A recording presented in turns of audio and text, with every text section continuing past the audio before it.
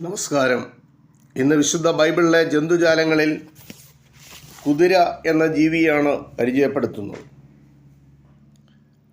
ചിലർ രഥങ്ങളിലും ചിലർ കുതിരകളിലും ആശ്രയിക്കുന്നു. ഞങ്ങളോ ഞങ്ങളുടെ ദൈവമായ യഹോവയുടെ നാമത്തെ കീർത്തിക്കും. സങ്കീർത്തനത്തിൽ രേഖപ്പെടുത്തിയിരിക്കുകയാണ്.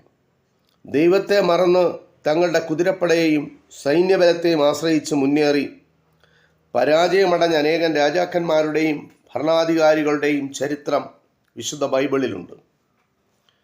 താൻ അതിൽ നിന്ന് വ്യത്യസ്തനായിരിക്കുമെന്നാണ് ഇസ്രായേലിൻ്റെ രാജാവായ ദാവീദ് സങ്കീർത്തനത്തിലൂടെ പാടുന്നത്.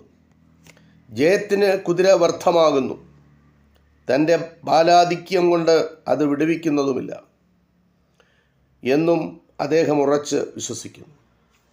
യെരുശലേമിനെ പറ്റി യെശയ്യാ പ്രവാചകൻ പറയുന്നത്, അവരുടെ ദേശത്ത്